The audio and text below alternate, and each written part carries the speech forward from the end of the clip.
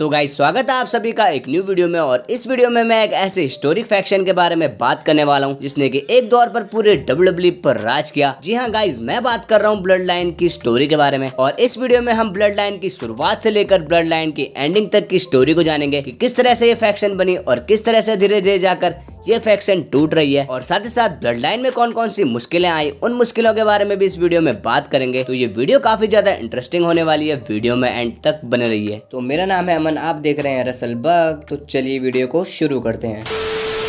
तो गाइज, इस कमाल की फैक्शन के पीछे कहीं ना कहीं रोमन रेंस के हील टर्न का हाथ है। और इस कहानी की शुरुआत हुई थी समर स्लैम 2020 में, जब रोमन रेंस ने एक बहुत ही चौंका देने वाले अंदाज में अपनी वापसी की। और वो एक हील अवतार में आए थे। उन्होंने यहाँ पर ब्रॉन स्ट्रोमन और द फील्ड पर अटैक किया। इसके बाद रोमन रेंस ने पॉल हेमन के साथ अलाइन किया और पे बैक 2020 में ब्रॉन स्ट्रोमन और द फील्ड को हराकर वो यूनिवर्सल चैंपियन बने। और यहीं से उनकी एक हिस्टोरिक टाइटल रेन की भी शुरुआत हुई। लेकिन चैंपियन बनने के बाद ही उनकी स्टोरी लाइन यहाँ पर अपने खुद के कजन यानी जे ऊसो से शुरू हुई। जे ऊसो को यहाँ पर दो मौके मिले, एक क्लैश ऑफ चैंपियंस और एक हेल इन अ सेल में। लेकिन दोनों मैचों को रोमन रेंस ने अपने माइंड गेम्स के जरिए जीत लिया था। जिमी ऊसो भी उन्हें यहाँ पर बचाने आए, लेकिन कोई फायदा नहीं हुआ। उनका यहाँ पर रोमन रेंस ने फायदा उठाया और वो जिमी ऊसो पर ही टूट पड़े, जिस वजह से जे ऊसो को यहाँ पर आई क्विट कहना पड़ा। और जब जे ऊसो को ये पता लग चुका था कि वो रोमन रेंस का अब कुछ भी नहीं बिगाड़ पाएंगे, इसके बाद खुद से ही उन्होंने रोमन रेंस को यहाँ पर ज्वाइन कर लिया था और उन्होंने रोमन रेंस को एक्नॉलेज कर लिया। इसी बीच रोमन रेंस ने भी केविन ओवेंस, डेनियल ब्रायन और एज जैसे सुपरस्टार्स को हरा दिया था। और इसमें कहीं ना कहीं जे ऊसो का पूरा हाथ था। जे ऊसो ने भी रेसलमेनिया 37 में Andre the giant battle royal जीता और तभी से उन्हें मेन इवेंट जे ऊसो और राइट हैंड मैन कहा जाने लगा। अब बारी थी यहाँ पर जिमी ऊसो की, क्योंकि रोमन रेंस चाहते थे कि जिमी ऊसो भी उनके फैक्शन को ज्वाइन करें। पहले तो जिमी ऊसो रोमन के खिलाफ थे, लेकिन जैसे तैसे जे ऊसो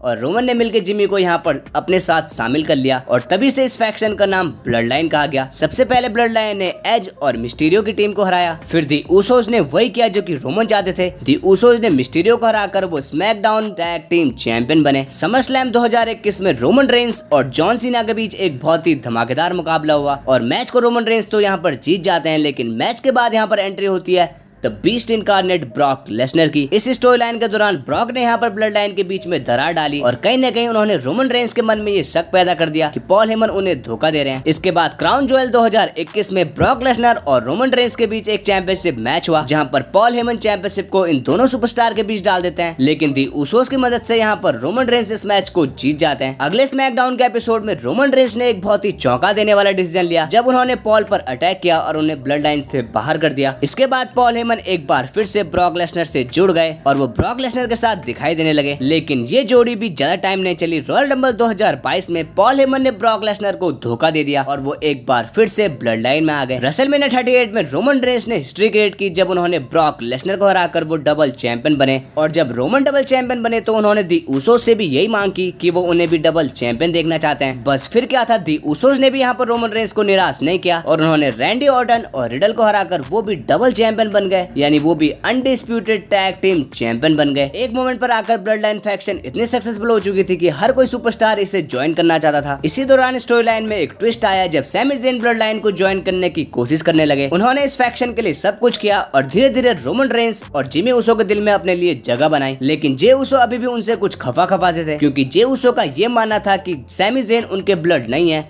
तो वो ब्लड लाइन में कैसे हो सकते हैं। लेकिन रोमन रेंस ने सैमी ज़ेन को ऑनररी ऊस के तौर पर ब्लड लाइन में रख लिया। और फिर एक ऐसा दौर आया जब सैमी ज़ेन ने पूरी ब्लड लाइन के साथ साथ ऑडियंस को भी यहाँ पर काफी ज्यादा हंसाना शुरू कर दिया था। वो हर हफ्ते किसी नई चीज के साथ ऑडियंस को यहाँ पर पूरी तरह से एंटरटेन करते थे। लेकिन जे ऊसो उनसे अभी भी खुश नहीं थे। इसी बीच समर स्लैम वॉर गेम्स आया, जहाँ पर सैमी ज़ेन ने केविन ओवेंस को धोखा दिया और उन पर पूरी तरह से यहाँ पर अटैक कर दिया था। और इसी के साथ उन्होंने पूरी ब्लड लाइन का भरोसा जीत लिया था और जे ऊसो ने भी उन्हें गले लगा लिया था। क्लैश एट द कैसल में रोमन रेंस का मुकाबला ड्रू मैकिंटायर से हुआ और सभी को ही लग रहा था कि ड्रू मैकिंटायर इस मैच को जीत जाएंगे, क्योंकि ये मैच उनके होम टाउन में हो रहा था। और जिस तरह का ये मैच चल रहा था, ऐसा लग रहा था कि ड्रू मैकिंटायर अब जीत के कुछ ही पल दूर हैं। लेकिन तभी मैच में एक ऐसे बंदे की एंट्री हुई जिसने मैच को पूरी तरह से रोमन रेंस की तरफ झुका दिया। और वो बंदा कोई और नहीं बल्कि रोमन रेंस का एक और कजन, या फिर कह सकते हैं दी ऊसोस का खुद का भाई सोलो सिकोआ था। और इसी के चलते सोलो सिकोआ का यहाँ पर NXT से सीधा मेन रोस्टर पर डेब्यू हो चुका था। था, जो कि आते ही ब्लड लाइन का हिस्सा अब बन चुके थे। साल 2023 के चलते धीरे धीरे रोमन रेंस की ब्लड लाइन अब टूटने लगी थी। सबसे पहले रॉ पर रोमन रेंस ने सैमी ज़ेन के लिए एक ट्राइबल कोड रखा, जहां पर वो गलत साबित हुए। इसके बाद रॉयल रंबल में रोमन रेंस का यहां पर केविन ओवेंस के साथ मैच था, जहां पर रोमन चाहते थे कि सैमी ज़ेन अपनी यहां पर वफादारी साबित करें। मैच तो रोमन रेंस जीत गए थे, लेकिन मैच के बाद पूरी ब्लड लाइन यहां पर केविन ओवेंस के ऊपर टूट पड़ती है। लेकिन यहां पर सैमी ज़ेन के सब्र का बांध टूट जाता है और वो अपने दोस्त को यहां पर पिटते हुए नहीं देख पाए। वो रोमन रेंस पर एक चेयर शॉट लगा देते हैं। बस फिर क्या था, पूरी ब्लड लाइन उनके ऊपर टूट पड़ती है और कहीं ना कहीं सैमी ज़ेन यहाँ से ब्लड लाइन से अलग हो जाते हैं। इन्हीं चीजों के चलते जे उसो ब्लड लाइन से थोड़े टाइम के लिए दूर हो जाते हैं, लेकिन एक बार फिर से वो अपने भाइयों को वापस से ज्वाइन करते हैं। इसके बाद हम देखते हैं कि दी उसोस वर्सेस सैमी ज़ेन और केविन ओवेंस की स्टोरी लाइन चलती है और फाइनली रेसलमेनिया 39 में सैमी ज़ेन और Kevin Owens new undisputed tag team champions बन जाते हैं। लेकिन अब ब्लड लाइन के बिखरने की शुरुआत हो चुकी थी। दी उसोस को उनकी चैंपियनशिप के लिए रीमैच भी मिलता है, लेकिन वो अपनी टाइटल को वापस नहीं ले पाते। इसके बाद रोमन रेंस कमान को अपने हाथ में लेते हैं और वो सोलो सिकोआ के साथ सैमी ज़ेन और केविन ओवेंस के खिलाफ एक मैच लड़ते हैं, जो कि नाइट ऑफ चैंपियंस में होता है। और इसी दिन रोमन रेंस के एक चैंपियन के तौर पर 1000 दिन भी पूरे होने थे। और इसी दौरान जिमी उसो यहाँ पर रोमन रेंस के ऊपर अटैक कर देते हैं और इन्हीं सब चीजों के चलते रोमन रेंस और solo Sikoa tag team championship जीतने में कामयाब नहीं हो पाए। रोमन रेंस जिमी उसो को ब्लड लाइन से बाहर कर देते हैं और ऐसा लग रहा था कि सोलो सिकोआ अपने सगे भाइयों का साथ देंगे, लेकिन वो फिर भी रोमन रेंस के साथ ही टिके रहते हैं। लेकिन एक स्मैकडाउन के दौरान जे उसो ने भी यहाँ पर अपने भाई यानी जिमी उसो को चुना और वो रोमन रेंस और सोलो सिकोआ पर टूट पड़ते हैं। धीरे धीरे करके ब्लड लाइन से सब जा चुके थे और अब जो ब्लड लाइन में बचे हुए थे वो थे केवल सोलो सिकोआ और पॉल हेमन। और ये सब चीजें तो आपको याद ही होंगी, कुछ ही समय पहले हमने रोमन रेंस और सोलो सिकोआ वर्सेस दी उसोस का मैच देखा था मनी इन द बैंक में, जहाँ पर जे उसो ने रोमन रेंस को क्लियर पिन कर दिया था। और इसी के चलते रोमन रेंस और जे उसो के बीच समरस्लैम में एक ट्राइबल कॉम्बैट मैच भी हुआ। लेकिन मैच के एंड में एक ऐसी चीज हुई जो कि किसी ने भी नहीं सोची थी। रोमन रेंस यहाँ पर जीत जाते हैं और जे उसो को हार मिलती है। लेकिन जे उसो का जो हार का रीजन था वो उनका खुद का जुड़वा भाई यानी जिमी उसो था। जिमी उसो ने आकर यहाँ पर जे उसो पर अटैक कर दिया था और इसी वजह से रोमन रेंस को इस मैच में जीत मिलती है। फिर जाके स्मैकडाउन में हमने देखा कि जिमी उसो ने जे उसो से ये कहा कि मैंने ये सब इसीलिए किया क्योंकि मैं तुम्हें रोमन रेंस की तरह बनते हुए नहीं देखना चाहता था। मैं नहीं चाहता था कि तुम रोमन रेंस की तरह क्रूर बनो। लेकिन जे उसो का माथा अब पूरी तरह से खराब हो चुका था। पहले तो वो यहाँ पर रोमन रेंस पर तो अटैक करते ही हैं,